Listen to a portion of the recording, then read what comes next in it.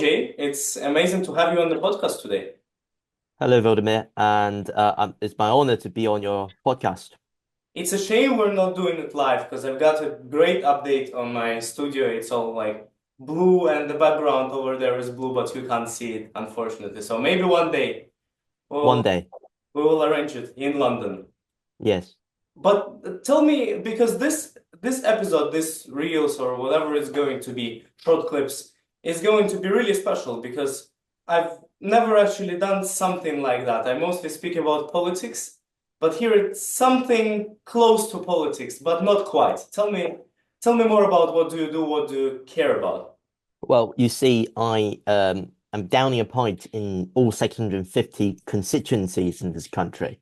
Well, the reason I'm doing that is, especially when I'm personally engaged in the process after the burning down of the Cricket House, as well as I've seen many and been to many, many pubs across the country. I feel the importance of British pubs in our society and in our community.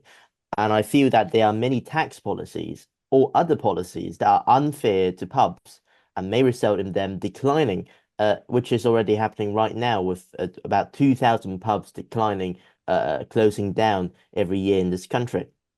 My point is, politics and pints often are very deeply interlinked to each other. Trade unions, many of them are formed in pubs. Parties have their meetings in pubs. Some of them are even, created in pubs, such as the 1922 committee is technically a members' club formed as a sort of organization, which you can argue is technically a pub.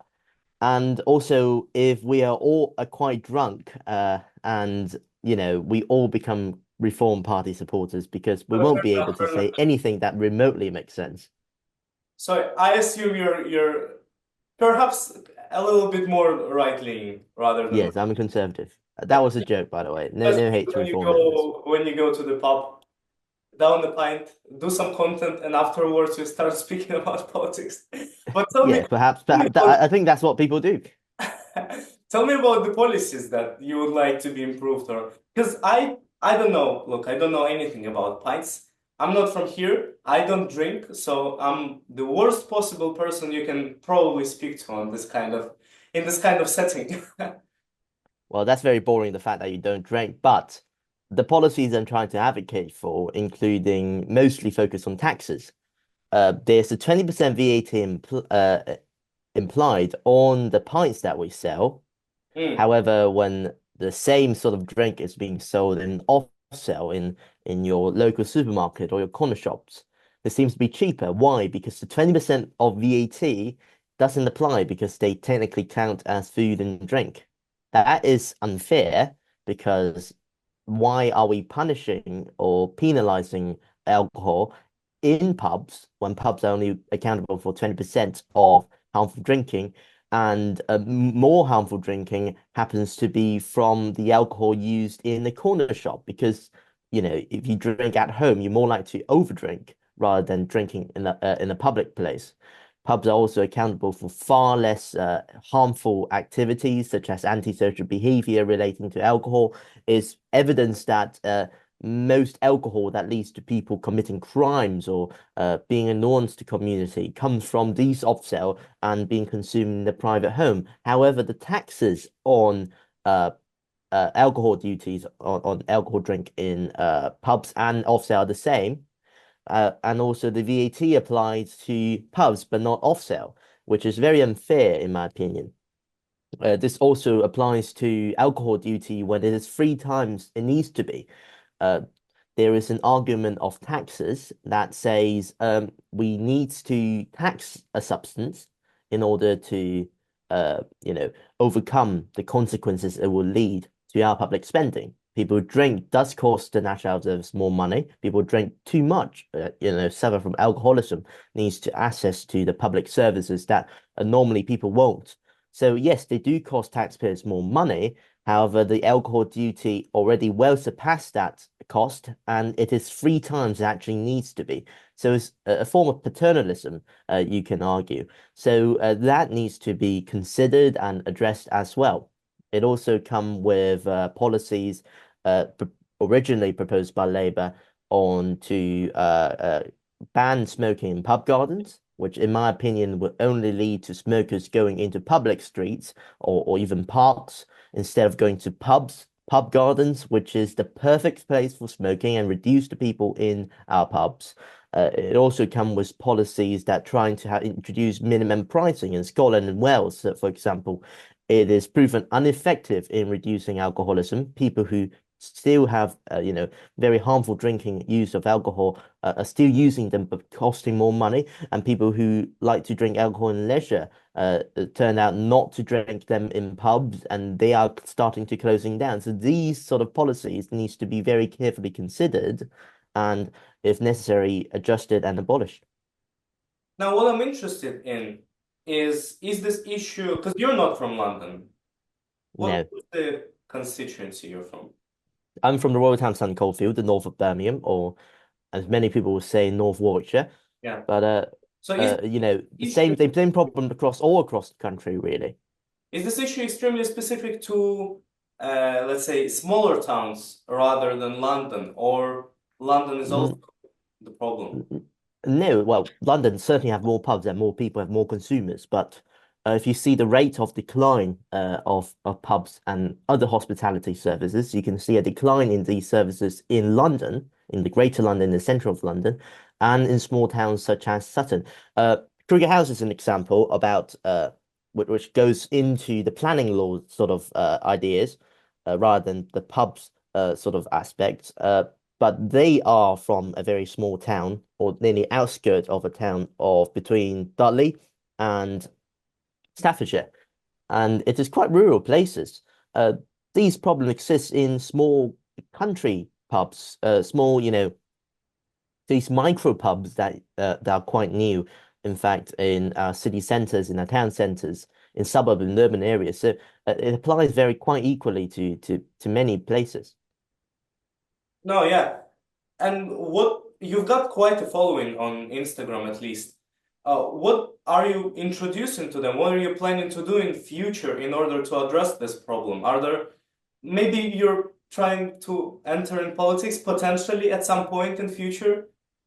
You see, I have no ambition about politics. I don't want to be an MP. I don't want to sit up across the dispatch box, nor on the front bench. Fair enough. I perhaps could pursue a political career, but that's in condition that the career That would requires be me to very do so. unique, you know? That's I don't think that's my ambition. I don't think I live my life for that go. But really, I do enjoy politics. Yes, I love researching into it. I like to play my part in campaigning for a cause that I believe in, such as in this one, the cause about pubs.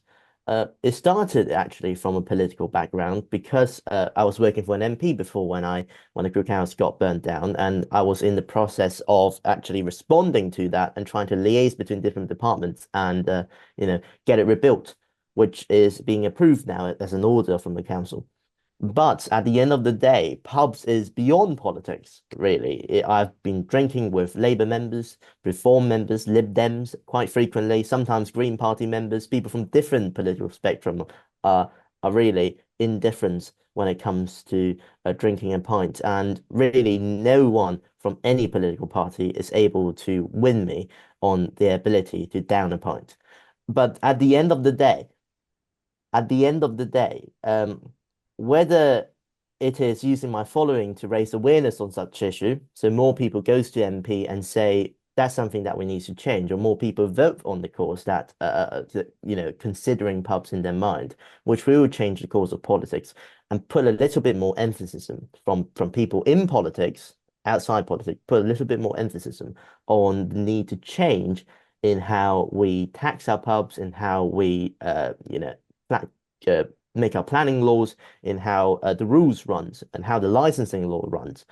There's some very minor affordable reforms that we can actually implement, like allowing pubs to open as long as they wish to. You Yeah, know, I've heard of a slight, reducing VAT on pubs. Those are quite affordable policies that is able to support the hospitality industry and will create local jobs. They will have a direct effect on the well-being of the people. So these policies are not the policies that only the think tanks advocate for. Is everyone, every of my followers are able to advocate for these policies. I'm confident that they do support these policies. By gaining the support, we create a course of change. We create you know, awareness. Really, that's what really matters. I feel like it's even more than that because a big problem, because I've been working in politics for a while now, not only the UK politics, but also European politics, Ukrainian politics. And what I found out is, especially in the UK, not sure about other countries so much, but especially in the UK, where there are so many MPs that just keep switching over the years, and in 4 years, one person can be an MP. I never understood this. One person can be an MP, and in 4 years he can be a teacher, and in 4 years he will be a lawyer, and in 1 year he will go work in the supermarket. I've never understood. So the thing is, we as people who live in the UK have got so many MPs, so many people who are, let's say, representing us in a way. But what we haven't got is experts and people who care about special issues. So like on each of those issues, maybe taxation, maybe POPs, maybe immigration, maybe other issues, we haven't got enough experts to advise, maybe housing haven't got enough experts to advise MPs what exactly to do, because nowadays they're mostly doing stuff that they feel like should be done. And I feel like it would be a big improvement if we could have more experts, people who are interested in politics, like you, in a way, spreading their interest to something that they like the most, like their area of specialty, maybe economics, maybe something else. And then we could ask those people, and I'm sure in future those politicians will ask you as an expert on rights. Perhaps challenge me to down the pipe maybe before you win me. But I agree with you actually. There are too many people trying to form their own ideology or something, on every single topic and being obsessed with really every single topic. So you can see those people from the left really. They just having a bandwagon on welfare, on gender. You can see those from the right. They are anti everything that's woke, remotely woke, even on things that are completely, reasonable.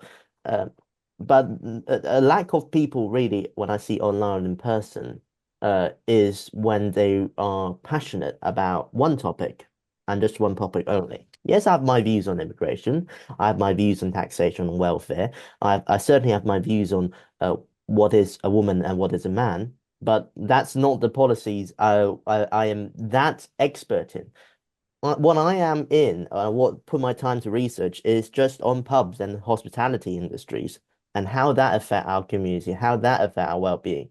And if more people are able to, perhaps in their own time, their limited time between work, school, and politics, which they are caring about, to, go into their community and say what really needs to improve right here, or go into the field that they're interested in and see what they need to improve right here, and then maybe think about the wider part holistically as well. But really, it shouldn't be a robotic thinking like some people on the right and some people on the left do. It should be a interest driven. It should be a passion driven politics that people and these individuals are able to research in, be informed in, and informed others of. And one of the last issues, perhaps or questions I would like to come to, is in British culture, I think pubs and drinking is extremely embedded, especially if you go outside of London, it's extremely Yes. embedded there. And people just can't imagine their life without drinking in that specific atmosphere in pubs, which I will never understand, but fair enough. And is there an actual threat to pubs as for now? If the economy is not managed properly, if taxation is not managed for pubs, is there a threat, almost like an existential threat to many of those businesses?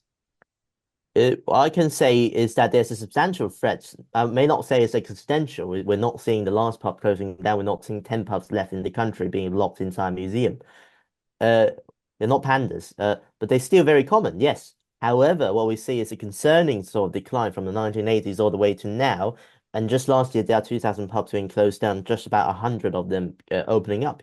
Yes, I'm very glad to see many new pubs just opening up after COVID or started before COVID and it's managed to survive till here. I've been to pubs that opened in 2017, I've been to pubs that are just opened 4 years ago. As some people actually, I didn't personally realize there's a microbrewery opened here 4 years ago, despite 4 years living here, and it's being hidden in in an industrial center. It's the only place where they brew alcohol, where they brew ale in our local constituency. By raising these awareness, we get more people like myself to actually think about perhaps I need to go to my pub instead of drinking at my home. Perhaps I want to talk to my friend a little bit more in our pubs, grab a few pints, have a little bit of banter. Those increases people's well-being. And whether there is an existential threat to pubs, no. But they are a declining industry, despite the fact they are so important in our life and indeed in the British culture. And despite the fact that it increases the people's well-being and health and, indeed happiness and their community as well. So the decline of pubs have its wider implications. It's not just number of pubs that I'm looking at, but also its wider contribution to our community. I've never actually thought of those issues, so thank you so much for your time, and it has been an amazing pleasure to interview you.